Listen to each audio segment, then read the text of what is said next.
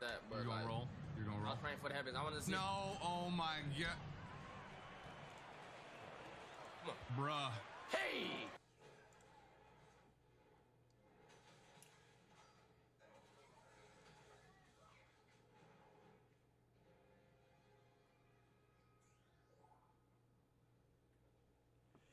Alright, let me while I do other things. Nice job. Let's see. Alright.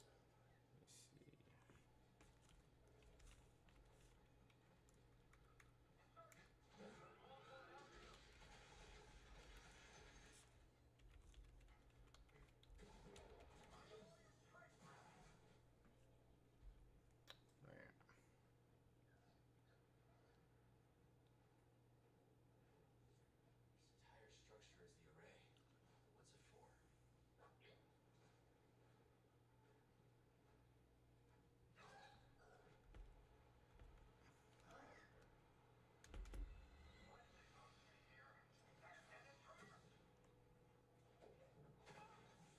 What's it for? Only one way to find out. Anyways, what is going on, everybody who is here? Let me just do something. Let's see.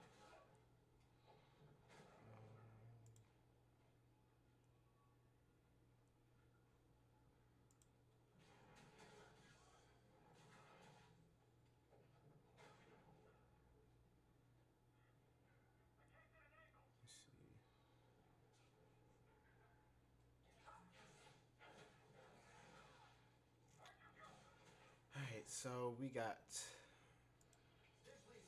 a lot to do today. Well, not today, tonight.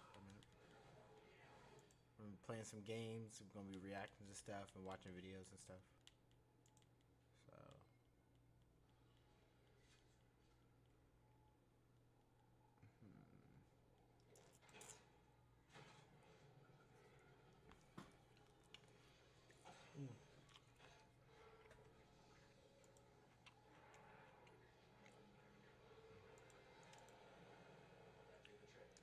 Dang, where do I go? Oh yeah, there it is.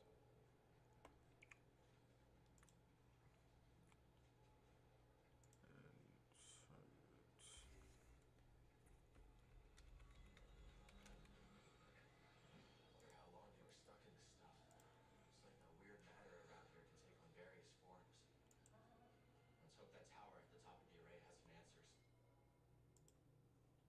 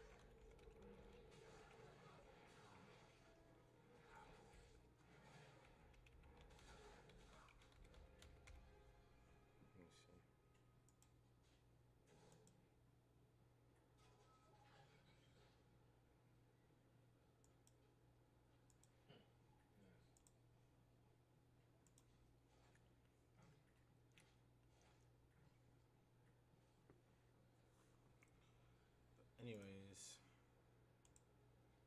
let's see. For the people who did join or whatever.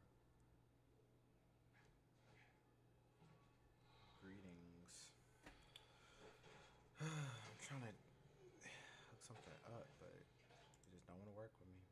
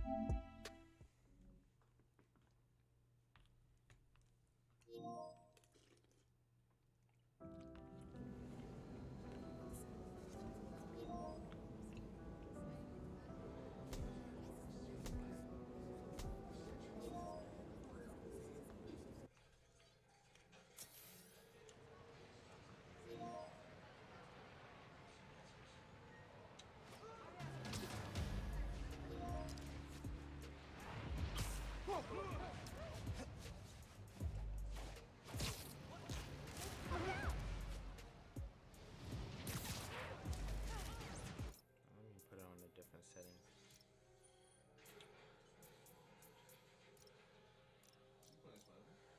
Yeah. Can you see me? I think they can. Yeah, they can see. Hey, yo.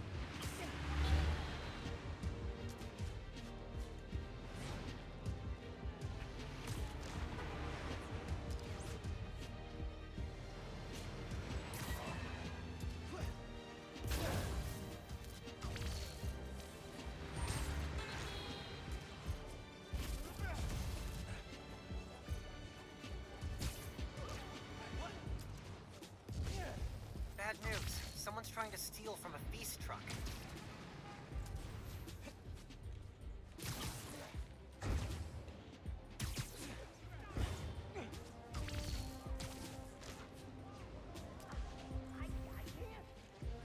If you guys needed stuff so bad, why didn't you just go to feast instead of robbing them?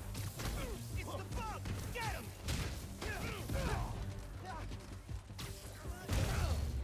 I think they called their friend.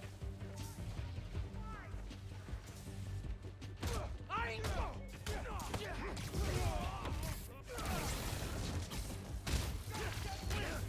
help with that. No way in hell I'm letting you in. They've got it out for me and that driver.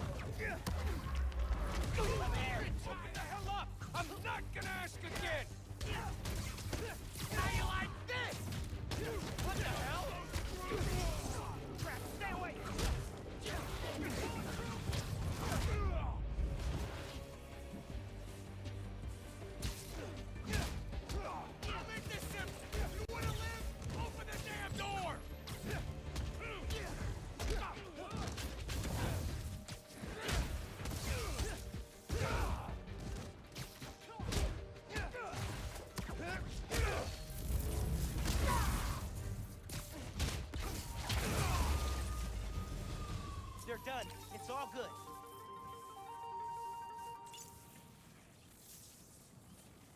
I'm all right.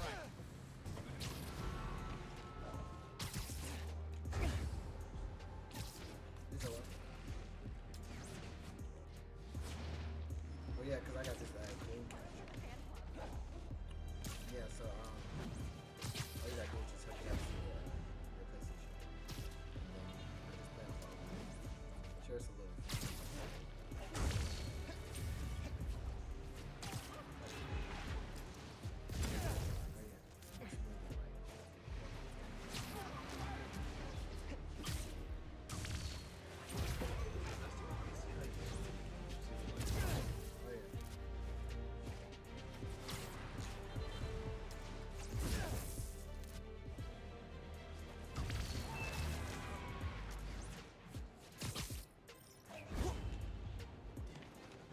Fuck you, nigga. I'm better than you. Go ahead with that shit. Bro, I can't wait until I play Spider-Man 2. Oh my gosh, bro.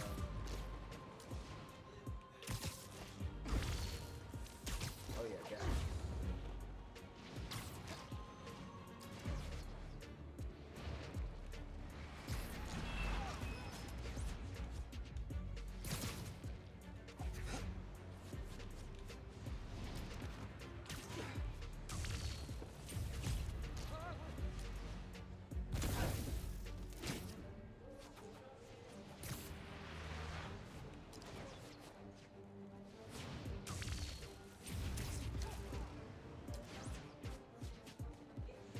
Hey, there's a break-in happening near you.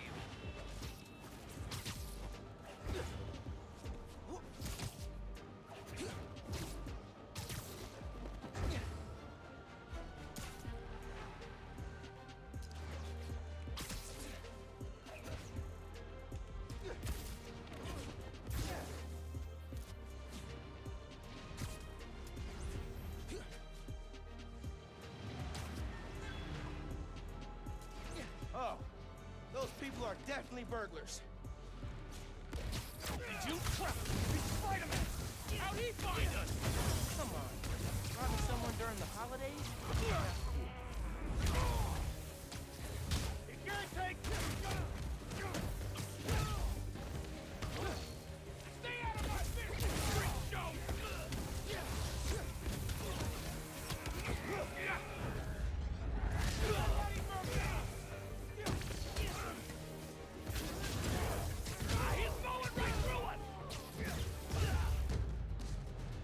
That'll teach you not to do that again.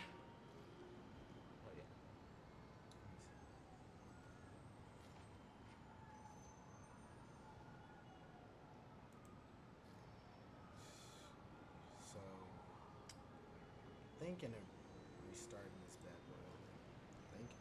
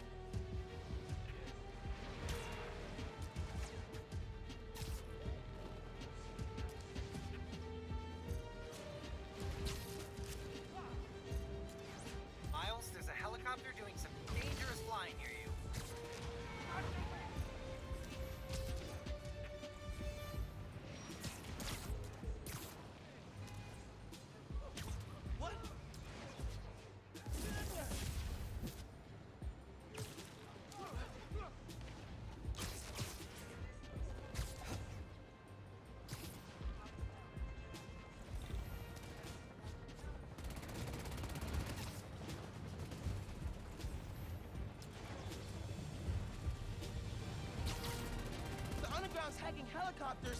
For real? Just hang on. You're being hacked. I can override it. Please help us! The controls are stuck!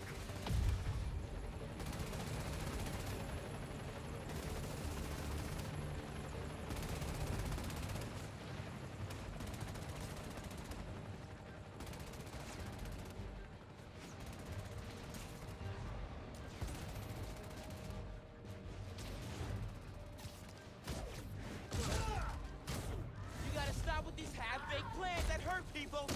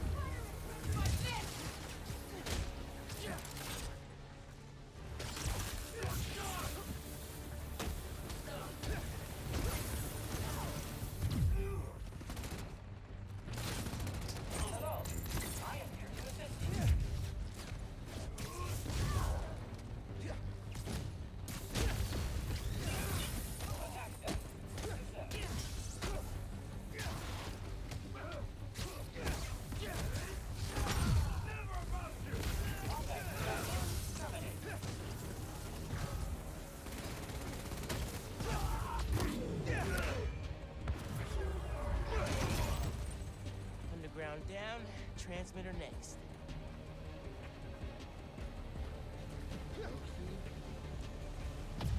Do a few more swings. About one. Play Need to find the other Arkham two. Origins.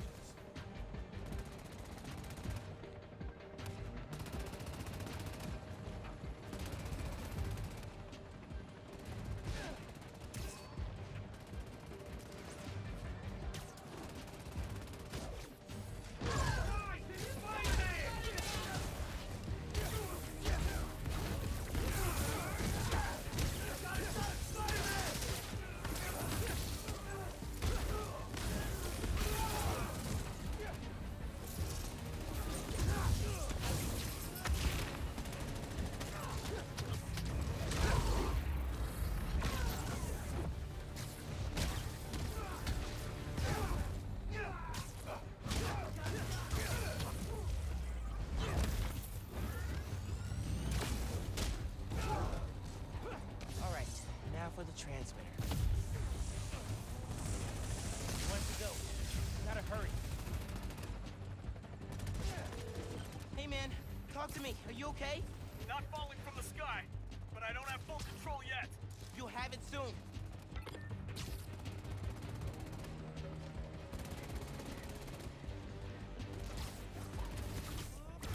Where'd he run off to? That's so whack, bruh. What the fuck? You're back from that sandwich shop? No, haven't gotten any callbacks. Maybe New York isn't for you.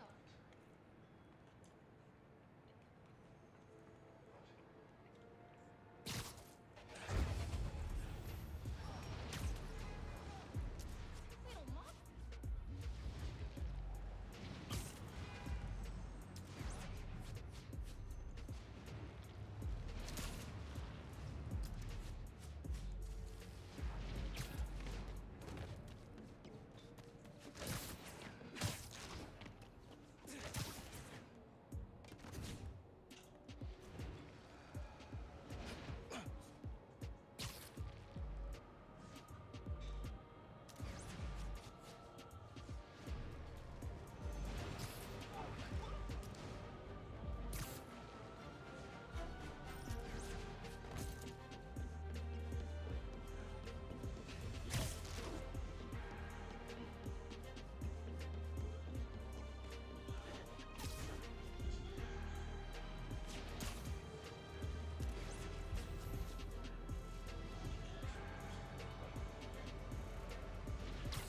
Making a weapons deal out in the open like that?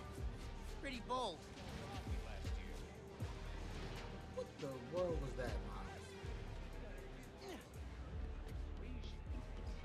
Have her guard your house. You don't stand a chance, kid!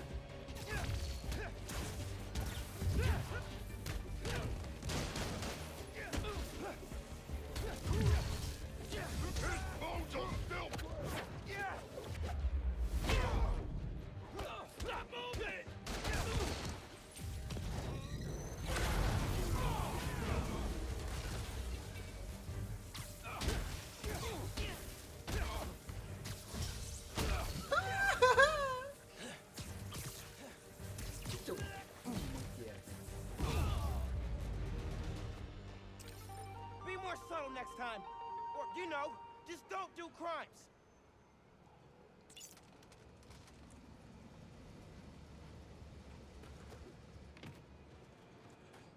Police will be here soon. Which is my cue to leave.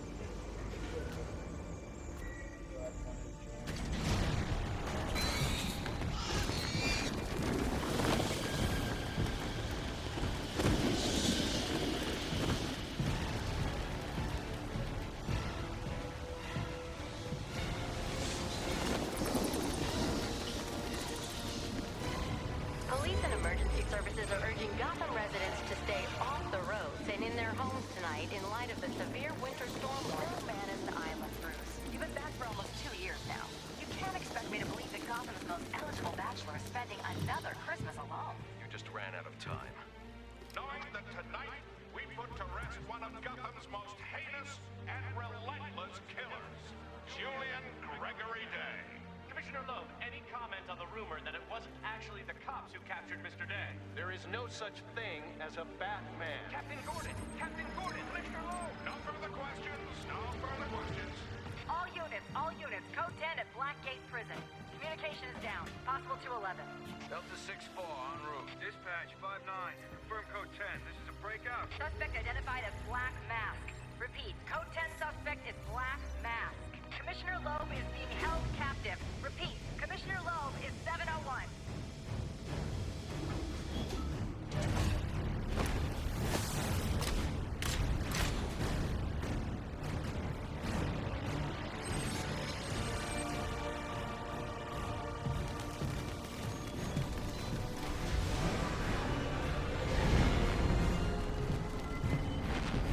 You do realize it is Christmas Eve, sir.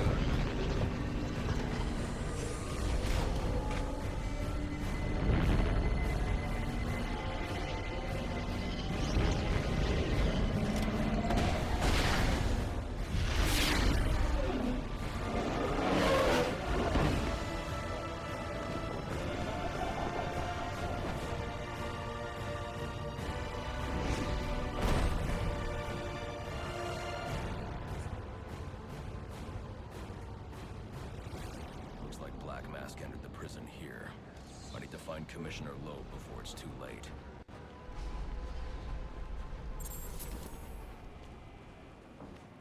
He said he'd leave my family alone if I hope he did.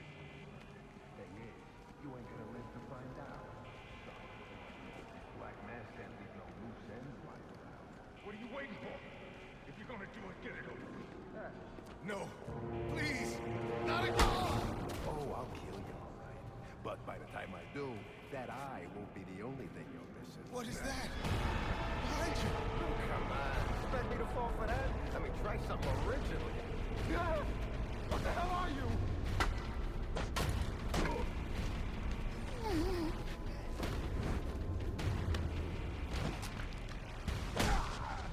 No! Stay away! Go!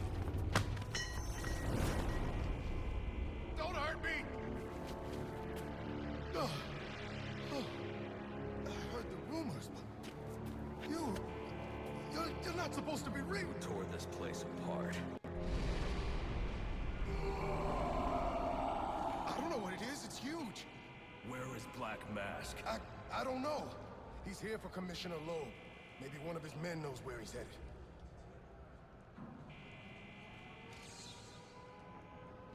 This is Captain James.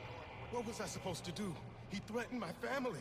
He was going to... I don't have time to discuss this, but you and I both know that doesn't make what you did right. Officers, turn your radios to channel 13 for further instructions.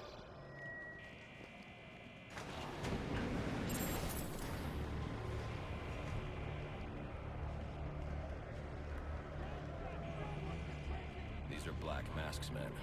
I'll make them tell me where I can find Black Mask. I'm not resisting.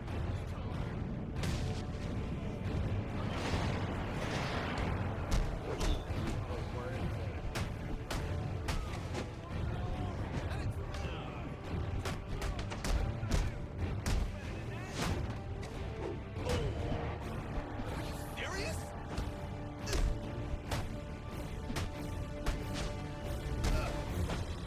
Gotta face the need.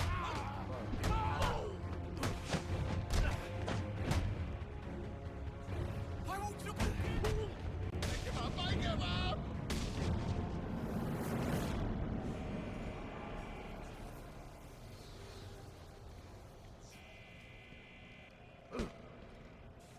Where's Black Mask? How the hell should I know? I'm going to make you talk. How much pain you endure before that is in your hands. I don't have time for this. Okay. He's heading to the execution chamber. With Loeb. Smart move. Now you get to take a nap.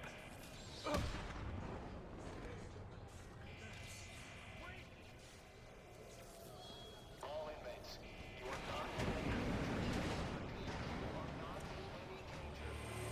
A drone. That doesn't belong here. I wonder who's controlling it. security and GCPD personnel. Crap! Oh no! I can't believe it!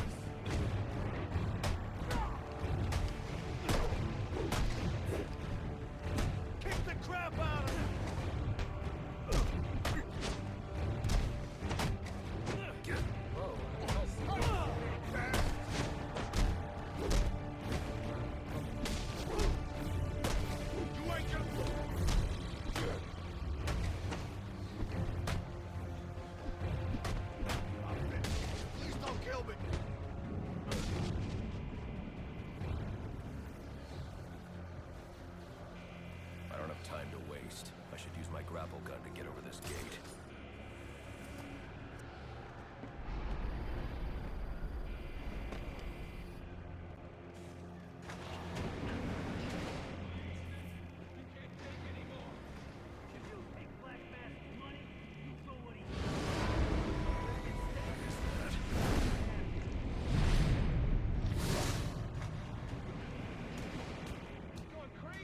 Talk like that's what got you into this mess in the first place.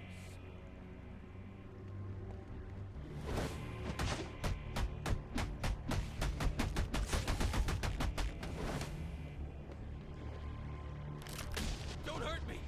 Please! Attention inmates. Anyone who has seen the criminal Black Mask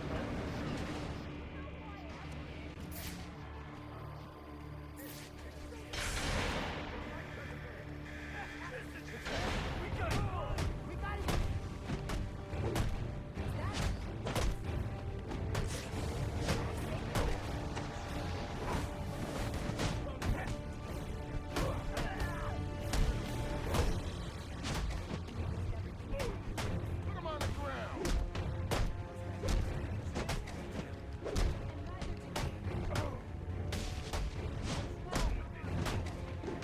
I press triangle.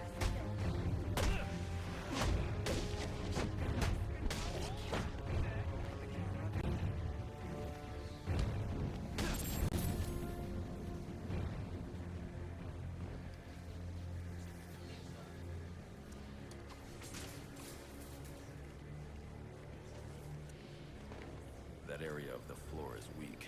I can use my explosive gel to break through. Not right there, dumbass.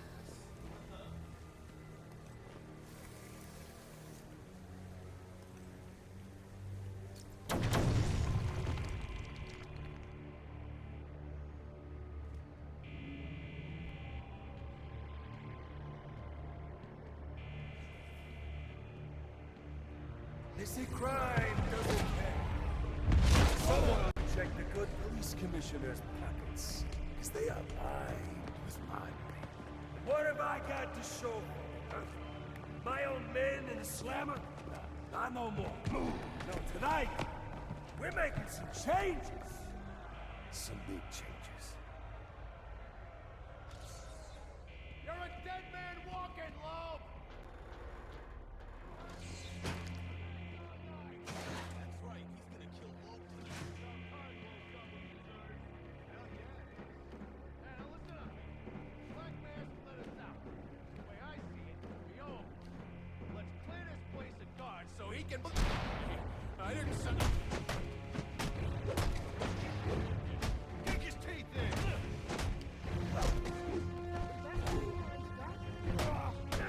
Catch!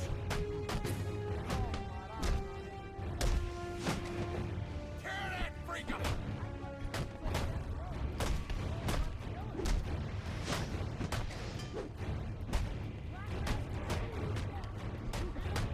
Break him open!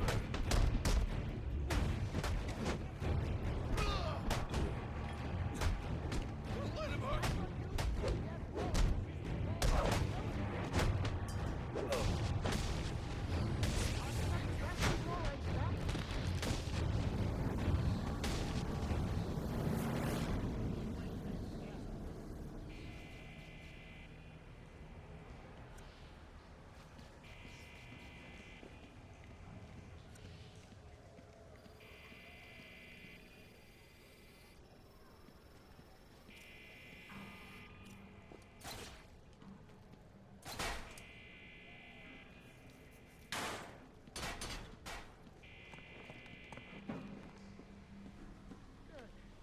Looks like I scared him off.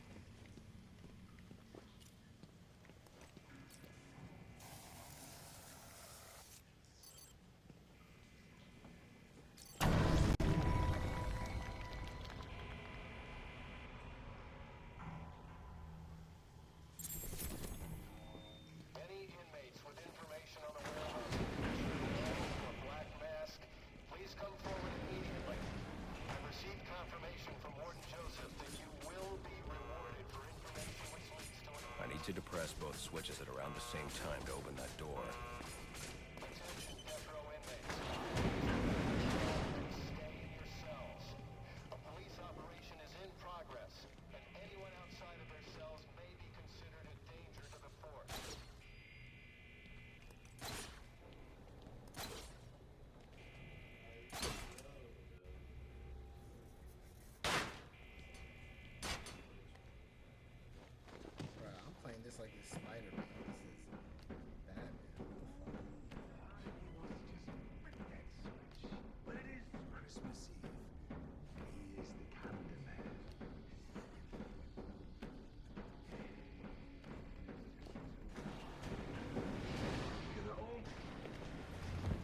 this about, Sionis? Haven't I always come through for you? You may have, Gillian, but things have changed. We're starting with a clean slate, and you're not on it. What are you talking about? I'm not on it? After all I've done for you. I'm a police commissioner, damn it! Show's over, boys.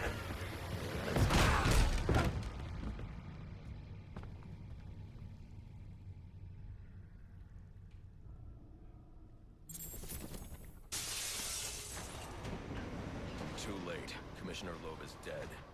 Black Mask has a lot to answer for. It's the best! We're never getting out of here!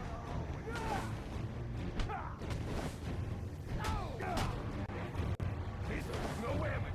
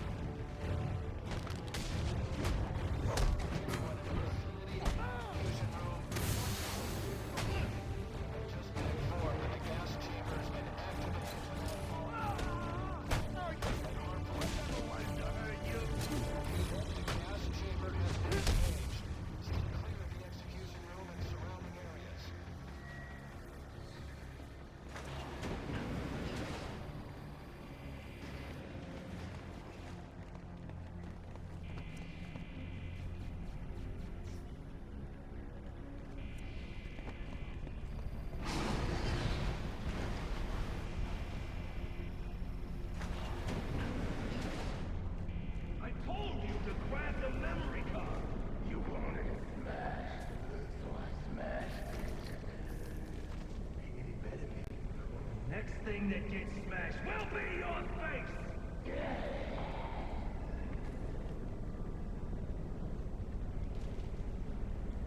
The memory card is damaged, but I should be able to recover most of the data back at the Batcave.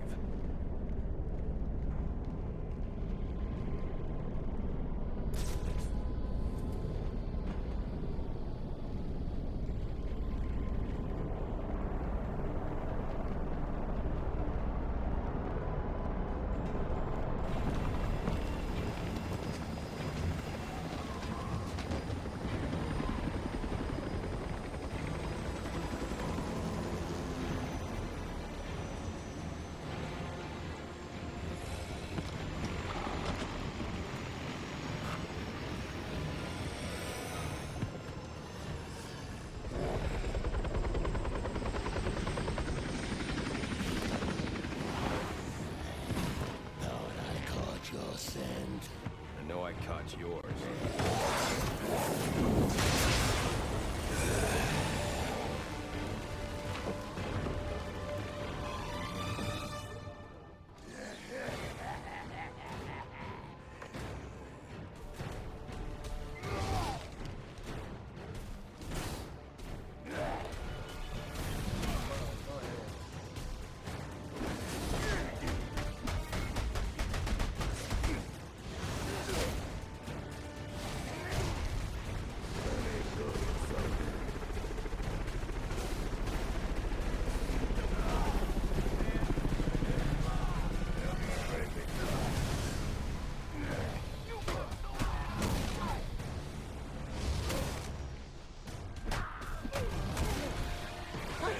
Everyone back up.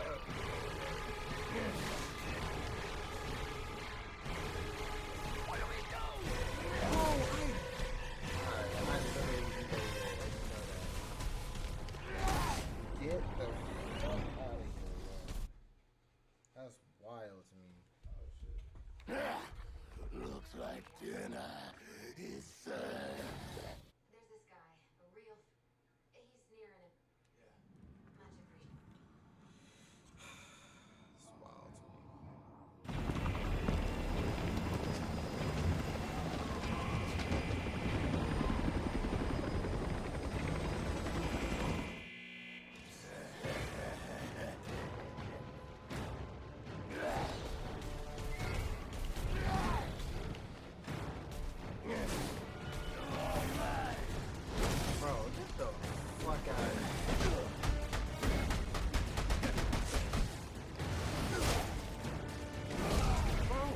Die!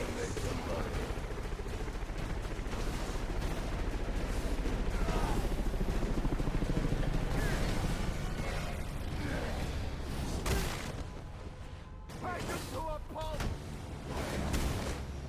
Oh my gosh,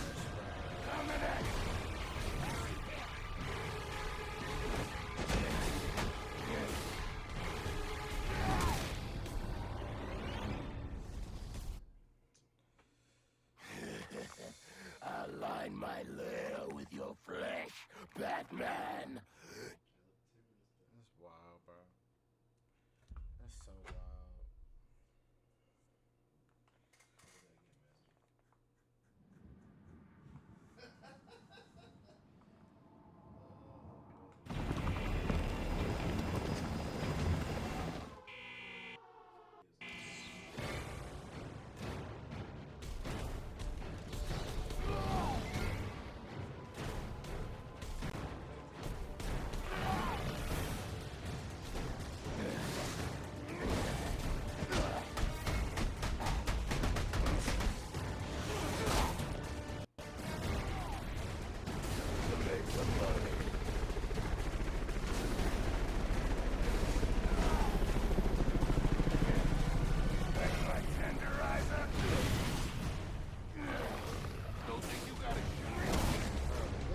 Fuck out of here! Get off me! Bro, get off me! Yo, they didn't let me breathe. They didn't let me breathe. That's crazy to me. The sweet scent of defeat.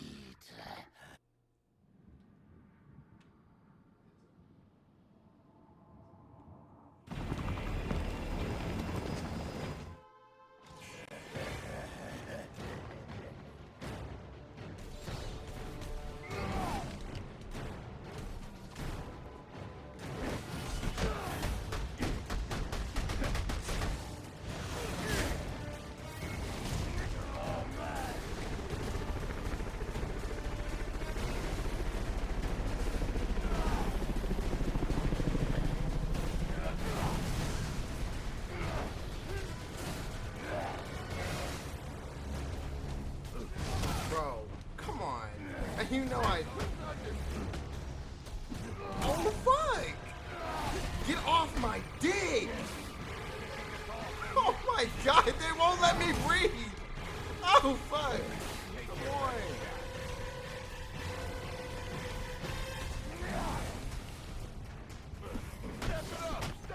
Get the fuck out of here, yo. Get the fuck...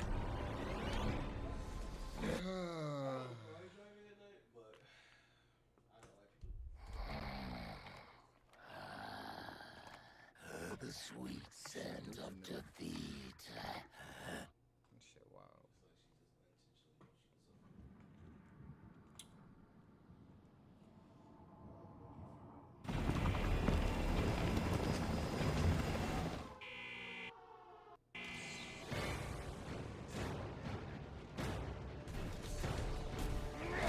Bro.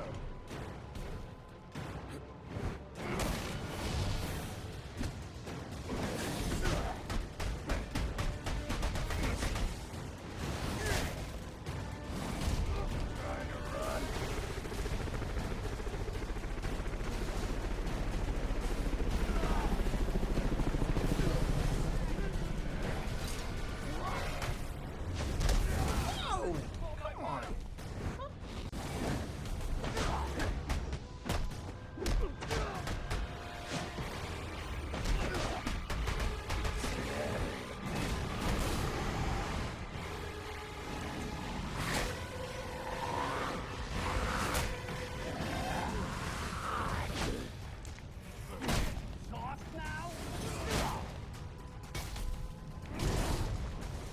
Crazy. Oh,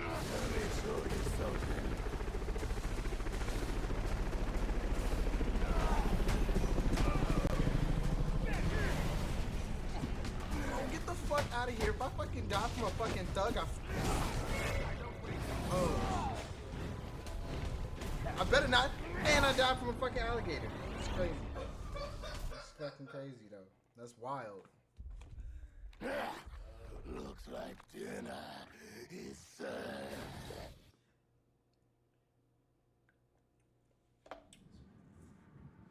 So.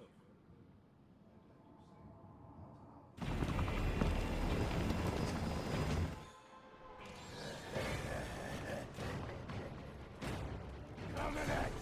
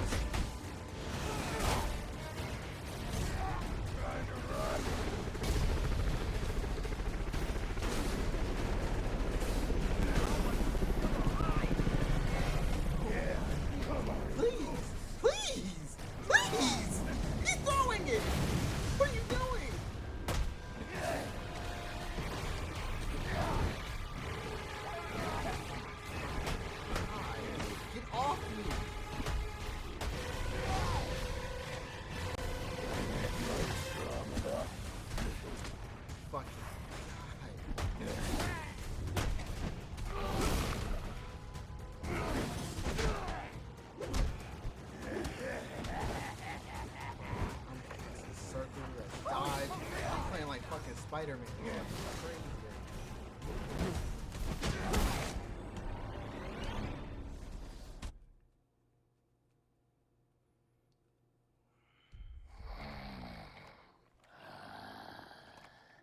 the sweet scent of defeat. Crazy. You already know he's true.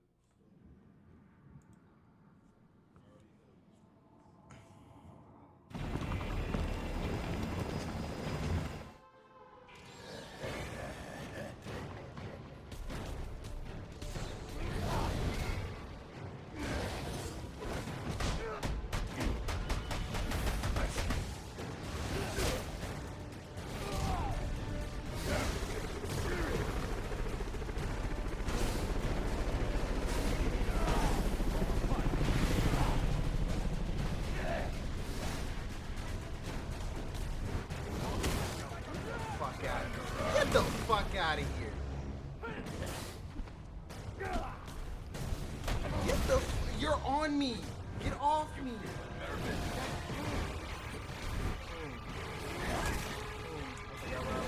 I forgot where I was. Bro. Yes, bro, they are on me.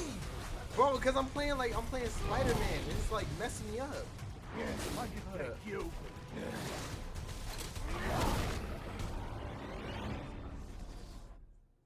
Alright, bro. Here's a solution. Looks like dinner is served. Oh, shit. Okay, so here's the solution. Get the thugs. Push them around. I gotta focus on the card, but then these motherfuckers.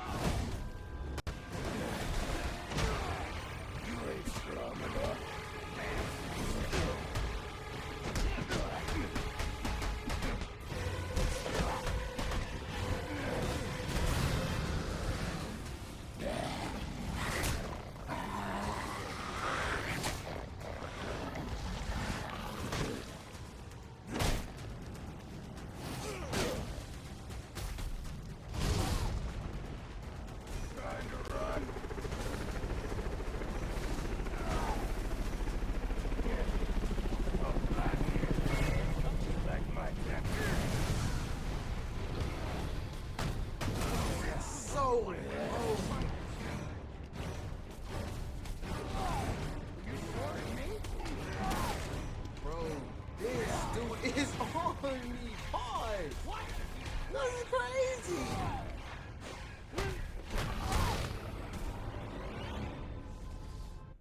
Oh my gosh, man. No, don't call me Marvin. The sweet scent of defeat.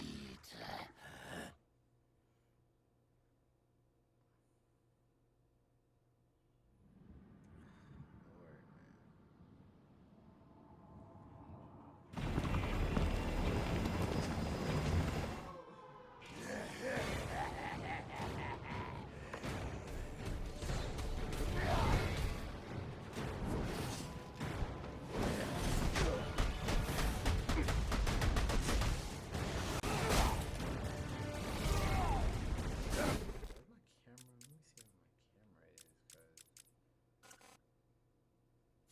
Bro, you think I'm camping? Alright.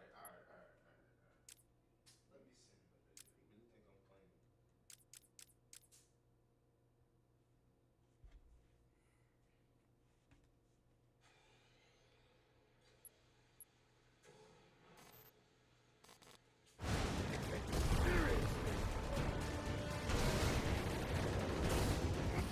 That did nothing for me. It's a mom camping. It's right there.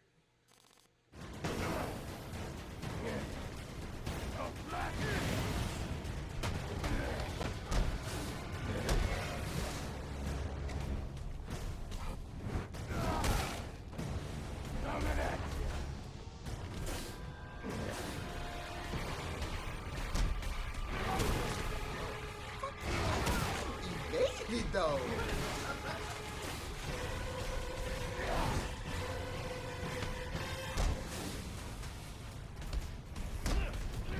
Bro, you didn't even give me a chance to advance. Oh my gosh. Oh my lord. Bro, I might have to switch it.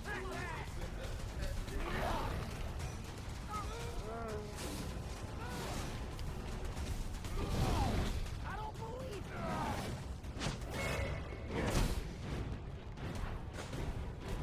Oh man!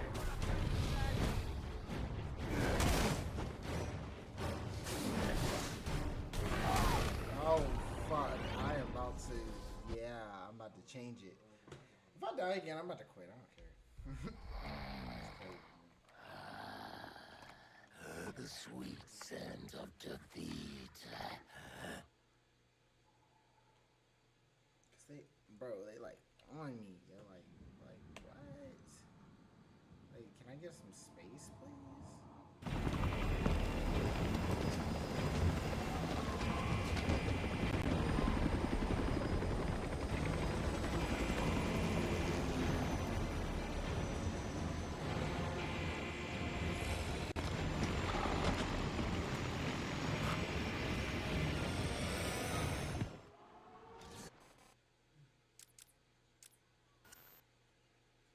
So you're gonna go to your dad's and then you're gonna go back to your place? Or you're gonna be there for him?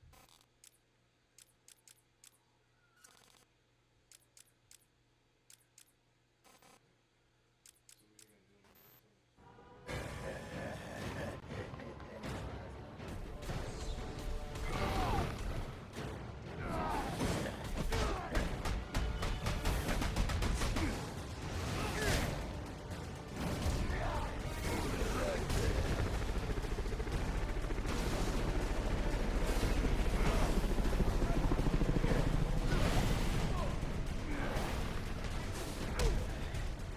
Bro, I evaded! You're not letting me evade!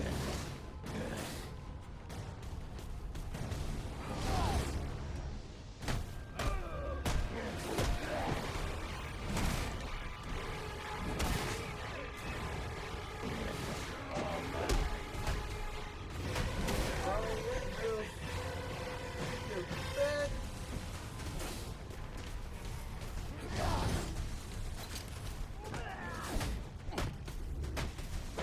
Get off me, bro!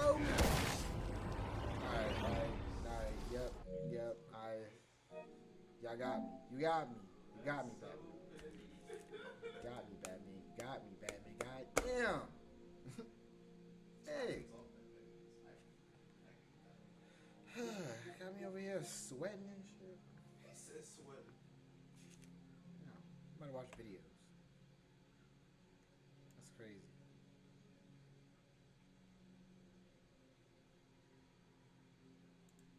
It's out of my reach.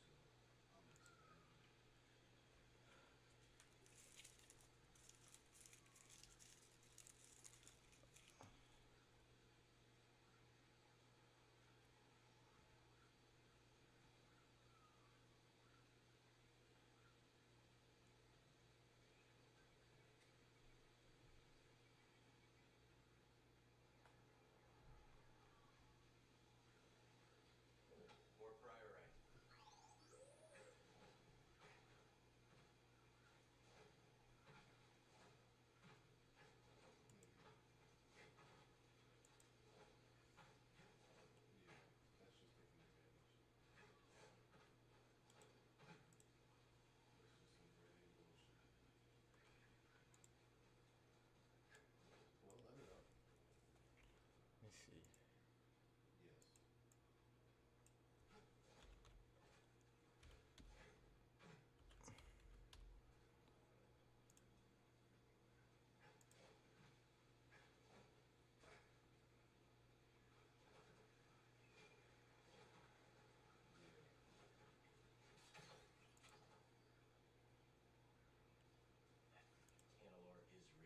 Recordings just got better. Hey, it's Dana from StreamYard. I'm so excited to announce that local record.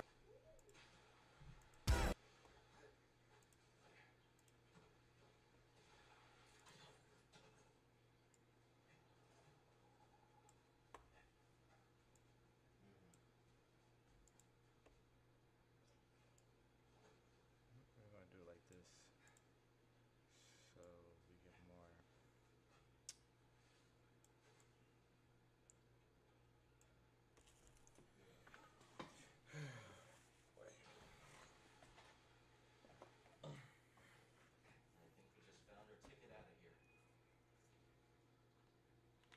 Why is she so paranoid with this shit?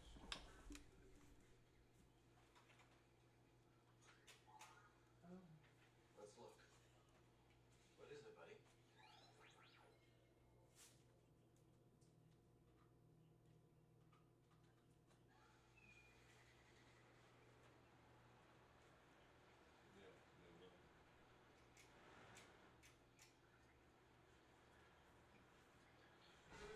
Ooh-wee.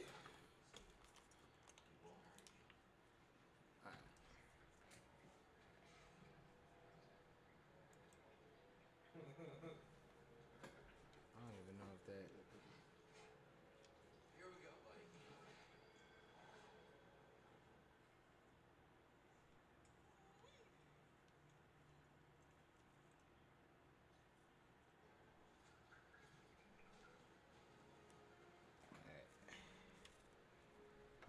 Oh shit, look up on Fortnite. Sounds about right.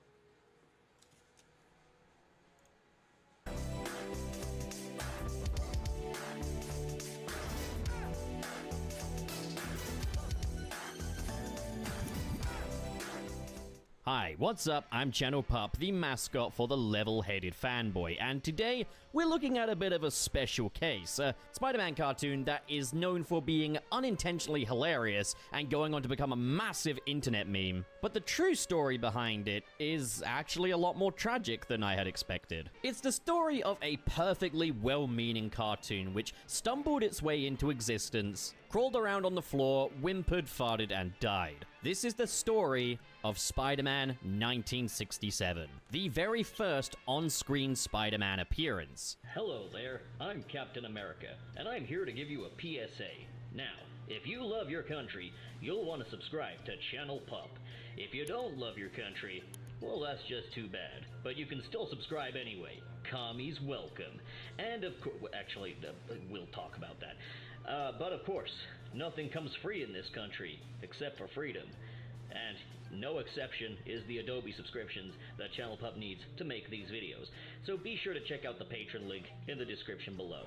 And God bless America. So by this point, Spider-Man had captured the imaginations of a generation of comic book readers when he made his first appearance in the 15th and final issue of the discontinued Amazing Fantasy comic series, at a time when Marvel were struggling. Thanks to old Webhead, Marvel didn't need Amazing Fantasy anymore. Spidey would go on to star in his very own comic series, The Amazing Spider-Man, which would launch in the March of 1963, fresh from the work desk of illustrator, comic legend, and Spider-Man co-creator Steve Ditko. Like the late Stan Lee said, Ditko could frame an image like a world-class cinematographer. Not only is the composition outstanding, not only are their characters illustrated with gorgeous levels of detail, but there is just so much motion in these images. Ditko was the perfect fit for a character as realistic yet also dynamic as Spider-Man. Now sure, these are static illustrations, but with how well they're drawn, how convincing these poses are, you don't need to use a lot of imagination to see these characters in motion. Spidey's adventures were larger than life as the Webhead would face off against a rogues gallery so iconic it could rival Batman's. But at the core of these stories was an adolescent young man. What Spider-Man was doing differently was, at this time, the teenage superhero isn't the sidekick now. He's the main character, and he's neurotic. He's a lovesick, penniless wallflower. Just like you at home, you mouth-breathing, maidenless dog. The rest is history. We recently wrapped up on my Spider-Man film retrospective earlier this year, so we know what an enduring legacy this character has, and the incredible stories that can be told with him. Stories about maturity, dreams, identity, and of course, responsibility. This is a character that has transcended the story of just one man. It's an ideology now, a philosophy. Spider-Man has traversed different genres, dimensions, film studios. His stories have taken some of the biggest gambles in the history of comics. There is so much you can do with this character. Unlike the likes of Batman and Superman, Spider-Man did not take decades to form as the character we know and love today. He hit the ground running immediately out of the gate, and 5 years into his tenure, he'd be making his very first small screen appearance in his very own show. By this point, Spider-Man had been passed from Steve Ditko to John Romita Sr., and with over 50 issues in the bag, packed to the brim with iconic stories and characters, the ABC Network, Krantz Films, and Grand Trey Lawrence Animation had a plentiful harvest to work with. So let's blow the vault doors off of their hinges and enter the world of 1967's Spider-Man. It's not great. The internet owes a lot to Spider-Man 1967, as us patrons of the online matrix have well and truly had our way with this show. Memes. That's what this show is best known for today. Memes, as this cheap and cheerful show is full of imagery that becomes absolutely hilarious when viewed out of context. Not that you'd be totally stone-faced watching it in context either. When people think of 60s Spider-Man, there are two things that spring to mind: the relentlessly catchy jingle from the opening, and the memes. Memes that have gone full circle and made their way into the franchise proper. You might have seen this. Our challenger, racing for freedom, Mouse. And now, our undefeated champion, Nitro!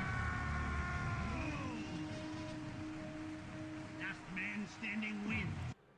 This image of two Spider-Men pointing at each other, and if you haven't seen that, you've certainly seen it referenced in the films, to an obnoxious extent. You can even buy a Funko Pop of it. Seems like an easy way to sell two of the same Funko Pop, but alrighty, that's capitalism for you. Well, that started here, and the iconic "does whatever a Spider-Man can" jingle, yeah, that originated here too. So yes, this show did leave behind a legacy. memes, and an excellent theme song. But the show itself is scarcely talked about these days. One thing most people understand is that the animation kind of sucks. And no, it wasn't just of its time. The animation sucks. It sucked then, it sucks now. It's actually worse than you probably realize. We'll get into that. For reference, Hanna-Barbera cartoons would notoriously cut corners. Anything to keep budgets down. It's what's known as limited animation, where you keep character movements to a minimum for incidental scenes, and have certain cycles and movements that would just get reused. Spider-Man would take on this technique, and take it even further.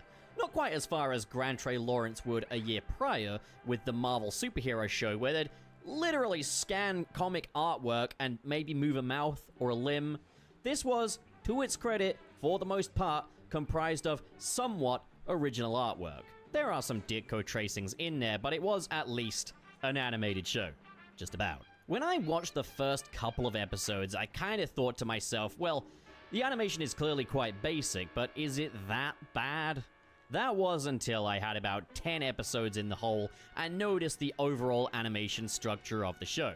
Okay, so you got a shot here of Spider-Man traversing the sky on a single web line. You'll be seeing it a lot. He covers a huge amount of ground with just that one thread.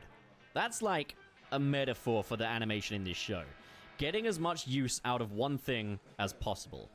For each character, there are a few set talking poses, a few close-ups, mid-shots, and within that, all that really changes are facial expressions and mouth movements. There are also some basic walk cycles, which are pretty goofy looking, and the show relies very heavily on just this set of animation. Then for transitions between scenes, we've got these swing sets of Spider-Man. You've got him traversing the skies, you've got him swinging around a pole, and so it goes. And all they'll really do for these is swap out the backgrounds. Maybe if there's a chase going on, they'll use these swing sets and then cut between this and the enemy on the run. You can pretty much count the number of bespoke animations for each episode on one hand. Imagine being so lazy as to simply rely on a set of pre-made animations. What? I think the heavy reliance on animation reuse is what allowed the artwork to be as detailed as it is. And that's saying something as well. How to describe this show's art style? It's doing its best to kinda capture the Steve Ditko look, but in the most simplified fashion possible.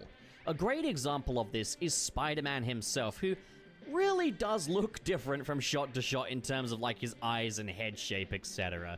There is no on-model version of this Spider-Man, it just changes. But they've made slight changes to Spidey's design in order to save time and money.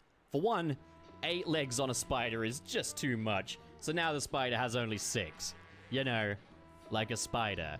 And the webs have been completely removed from Spidey's arms and torso. I'm not gonna lie though, I thought that was an alright workaround. What's funny to me is areas where they didn't cut corners in the animation. For example, the fact they still bothered putting any webs on Spidey's costume to begin with. Given how simplified all of this is, I feel like you could have gotten away with ditching them entirely. This and the fact that Spidey still has a moving jaw when he talks.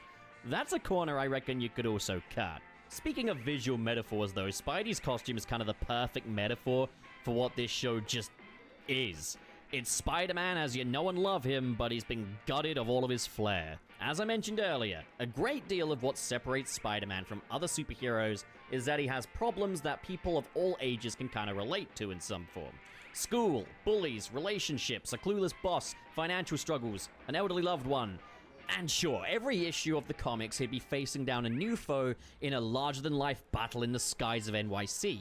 But what brought it all home was that once the mask was off and he was in his homestead, that was where the real struggles began. In Spider-Man 67, however, we don't really see any of Peter's personal life. A budding romance between him and Betty Brant is fleetingly touched upon as it looks like Peter's about to ask her out before he's interrupted by J. Jonah Jameson, sending him on some wacky mission. The dichotomy between Peter Parker and Spider-Man is broken down to one singular trait each, which the show just kinda runs with. Spider-Man will fight the villain of the week. Peter Parker is a photographer for the Daily Bugle, with the only regular cast members being Peter Parker, Betty Brant, and J. Jonah Jameson. There's a definite formula here. Spider-Man is out on patrol and spots something unusual, discovers the villain of the week, gets a picture, brings it to Jonah. Jonah doesn't initially believe it to be of any relevance to the Daily Bugle, until he gets a dozen phone calls from different citizens, and so, as though Peter didn't just suggest the idea, Jonah will send Peter in to get pictures. Peter goes in as Spider-Man to thwart the villain, may or may not forget to snap some pics, and Jonah tries to find some way to spin Spider-Man as the true culprit. Betty Brant says something nice about Spider-Man, Peter basically winks at the camera, lather, rinse, repeat. While this is an incredibly simplified and frankly reductive approach to Spider-Man stories, on its own 2 feet, it's not a terrible setup for a show. By this point, Spider-Man comics were absolutely soaring past this standard of character and story though. So, snap back to reality, it's an incredibly low-budget show. Not only is the animation barely existent, but the majority of the story is communicated through dialogue. Now, admittedly, even some of the best comics out there are no stranger to over-explanatory dialogue, but Spider-Man 67 abides by a strict tell because we can't afford to show philosophy. Neither Marvel or ABC would sink anywhere near enough money into this show to truly do Spidey justice. In terms of characterization, there's very little here to speak of. Peter Parker is, a guy? A nice enough fella, I guess? That's about it, really. I mean, okay, I guess he's presumably smart given that he cooks up a new type of webbing every other episode tailor-made to thwart a specific foe, but that's really all there is to Peter Parker. Then when he's Spider-Man, he's got that cheeky Spidey sense of humor, and he occasionally breaks the fourth wall to talk to the audience. At least, I think that's what's happening. I mean, he's facing the camera and there's nobody else here, so surely, right? Betty Brant is nice, I guess. She has a positive view of Spider-Man and often asserts that to J. Jonah Jameson, not afraid to stand up to her boss. Jameson is probably the most well-fleshed out character in the show. He's hot-headed, laps up any credit he can get, wants to be recognized by the public as a hero, and while he consistently grumbles about teenagers, the 2 people he works with are both teenagers, which leads me to believe that he's a reluctant progressive. Dude also has a weird amount of civic responsibility, as he'll often work alongside the police. In one instance, he was expected to fork out millions of dollars to Sandman in order to restore a valuable diamond to its home. At the same time, Jameson has no qualms about endangering his teenage freelance photographer Peter Parker, as he sends him in his place to meet the Sandman over said diamond. In terms of the acting, Paul Klickman does a great job as J. Jonah Jameson, laying down the blueprint for how Jameson sounds in a way that his successors have clearly taken heed. Monique Miller did a great job as Betty Brant, and then we have Peter himself, voiced by Paul Soles. Now, Paul Soles by no means turns in a bad performance. I'm just not sold on him as a teenager. Spider-Man sounds like a private eye in his 40s. One thing he does that's kinda cool though, especially given that this would be the first time we'd ever hear Spidey talk, is that Paul Soles would change up his voice when he's Peter Parker and when he's Spider-Man, with Spider-Man sounding a lot more brash and heroic than his softer-spoken Peter voice. I'll also say this, he handles Spidey's wit well. Not in a way that we're necessarily accustomed to, mind you. His delivery is so incredibly dry that Spidey's wit just feels that much more effortless and cheeky. The dry delivery, paired with the cheeky sense of humor, makes Paul Soles' Spider-Man just fun to listen to. But of course, what would Spidey be without his iconic villains? The first season definitely delivers on the villain front, as Spidey faces off against Dr. Octopus, Green Goblin, Mysterio, Sandman, Electro, Lizard, Smythe, Rhino, and Vulture Man. He's just referred to as Vulture Man in this for some reason. Like everything else in this show, they're all highly simplified versions. We don't get to witness the origins of Dr. Octopus, nor does he even leave a fraction of the impact on Spidey that Ock of the comics did. With the Lizard, rather than Dr. Connors trying to regrow his arm, he instead became the Lizard while trying to create a cure for jungle fever. My guess is that with the strict requirements of children's TV back in the 60s, it is... Oh my god, bro. Hell no, man. Why are you doing it? It'd be considered a bit too morbid for Dr. Connors to be a man whose arm popped off. Amputee, that was the word I was looking for. The villain who suffers the most from this oversimplification is the Green Goblin. At this time in Spidey history, Green Goblin had already been revealed as Norman Osborn, leading to some incredible stories, as Goblin knows Peter's true identity and torments him. Now admittedly, this took place in Amazing Spider-Man 39, which would release in 1966, a year before the air date of Spider-Man 67. It's hard to gauge exactly how long the production cycle for Spider-Man 67 would have been, especially as this entire process would have been significantly slower in the 60s, even with the limited animation style. So had production began before that, then they would have significantly less to work with regarding Gobby. That said, even prior to issue 39, Green Goblin was a far more interesting character than his 67 cartoon counterpart, as he'd seek to dominate the criminal underworld, and his true identity was presented as an ongoing mystery for readers. With Spider-Man 67's take on the character, we get none of that. Green Goblin is probably just a dude, maybe a legitimate goblin, who knows, that will go to a mansion hideout, try to learn magic, and then go use his new occult power on Spider-Man. And that's it. This version of the character is genuinely pathetic. I won't lie though, I thought Mysterio was done well enough on this show. Mysterio makes his appearance in a double-length episode that closely adapts the events of Amazing Spider-Man 13, albeit with all of Peter's personal life aspects stripped out. Now a funny detail here though is, I don't know how intentional this was back in the day, but Quentin Beck in the Ditko Spider-Man comics always bore a striking resemblance to Leonard Nimoy. And of course, in 1965, Leonard Nimoy would go on to play the Vulcan Mr. Spock in the original Star Trek series. Now Vulcans had these pointy elf ears. It's a distinctive part of Spock's design. Now take a look at Quentin Beck in Spider-Man 67 with inexplicable elf ears, making the inspiration pretty undeniable at this point. There were a number of episodes just like the Mysterio episode which pulled their stories from the comics, and while there's certainly a novelty that comes with adapting existing material, Spider-Man 67 is simplified to the point of redundancy. Why would I watch these cartoons when I could read the comics which feature excellent character exploration and world building that made these comics so gripping to begin with? Okay, I guess you could say with Spider-Man 67, there's movement. You get to see him move. Okay, well this will probably sound a little ridiculous, but I'm sure there was more movement in the comic pages than there is in this cartoon. Let me explain. The comics are full of bespoke artwork. There's no reuse or recycling here that I'm aware of, and every panel is wonderfully composed. There is movement in these images. Now look at the show. It's stiff and it's static. Oh, okay, you want literal movement? Fine, I'll move this comic page around the screen. There, it's moving. There's about as much movement going on here as there is in the show. Peter Parker and his alter ego Spider-Man are here alongside Betty. Oh yeah, I'm about to probably do one more video and then we'll stop streaming.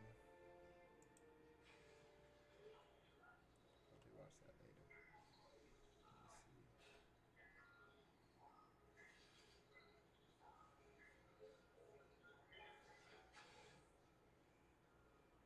see. I look like I was sleeping. Jeez.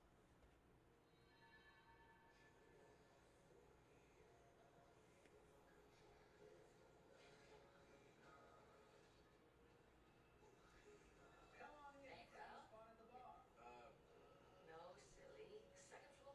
The roof? Long's been busy. From the... Yeah. Well, I'll be scoping.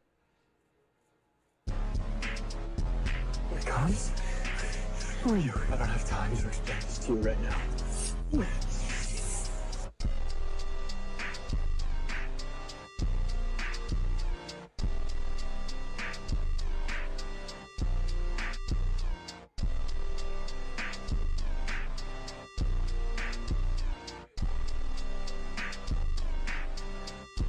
I don't understand, you're me. I'm sorry. I have to do this, so I'll make sense eventually. Wait, Cons?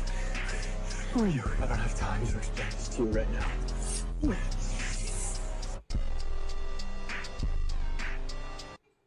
Robert Pattinson had to say... Yeah? Robert Pattinson had to say no to steroids during the filming of The Batman. This all began when Christian Bale went through one of the most insane body transformations of all time and gained 90 pounds to play Batman. The reason for this drastic weight gain was that right before his first Batman film, Bale played a malnourished insomniac and got his weight down to 135 pounds for the part. And then there's also Ben Affleck, who spent 15 months training and gained 15 pounds of muscle to play his version of The Dark Knight. When Robert Pattinson's turn came around to play Batman, people noticed that he wasn't trying nearly as hard as the other two Batman to build up his physique. Robert Pattinson even did an interview saying that he wasn't working out much for the role, but then later went back on this statement saying that it was a joke. Later, he did a more serious interview and he said that he did work out, he just wasn't focused on getting ripped. Robert Pattinson showed his disdain for modern day male body standards in Hollywood when he said, "I think if you're working out all the time, you're part of the problem. You set a precedent. No one was doing this in the 70s, even James Dean. He wasn't exactly ripped." Even though he mentioned working out, many fans, including myself, speculate that this was his low-key way of expressing his hate for how widespread the use of steroids have become among Hollywood actors. What do you think? Robert Pattinson had to say no to steroids during the filming of The Batman. This all began when Christian Bale went through one of the most insane body... Yeah? Of course, bro. Of course, bro. But, You know Speed? I know Speed, yeah. Have you saw him? Yeah. I seen him like 2 days ago. I know Speed. Are you Speed Gang? Huh? Are you Speed Gang? Let me see the dance. You know his dance? Oh, okay. All right. All right, yeah. Yeah? These films got one very important thing wrong, and it has nothing to do with Miles Morales. You guys remember the death of Gwen Stacy? This was arguably the most important moment in Spider-Man's life since the death of Uncle Ben. The one person that Spider-Man is supposed to protect, he couldn't save. Meanwhile, in a universe where Peter Parker is not Spider-Man, it's Gwen Stacy that's bitten by the radioactive spider, and her best friend and classmate Peter Parker wants to be just like her. Spider-Gwen, or Ghost Spider, whatever you want to call her, then has to battle the lizard, and Peter Parker dies as a result. Again, this is pretty heavy stuff. And the Spider-Verse comic happened, and we got to see this interaction. I'm gonna move out of frame here, and I want you guys to soak in this moment. All right, take a look at this. Look at that. That right there, that's what we were missing. The relationship between Ghost Spider and Spider-Man isn't romantic in any way. Like, look at this middle panel. It's so sweet. It's such a relief. And as great as they are, neither of the Spider-Verse films had this kind of interaction. And that's why I think that these films got one very important thing wrong. This mascot tried to fight. Go ahead, call him. See if you don't get a steaming pile of side-eye. Okay. Yeah. The Flash. Wait for it. I love the Flash. What? Oh, you very Allen, yeah, with the zoom, zoom.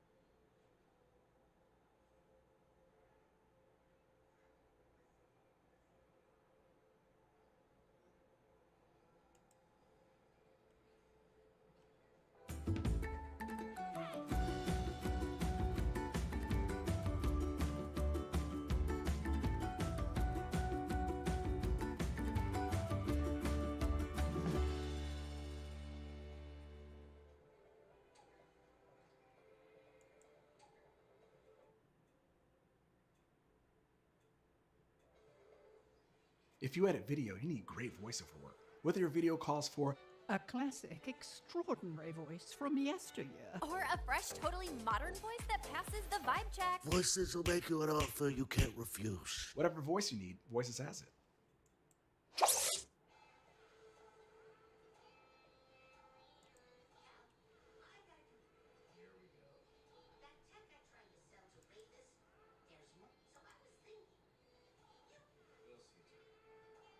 Like Easy, right? Absolutely. Same builds, same, complexion, same facial features.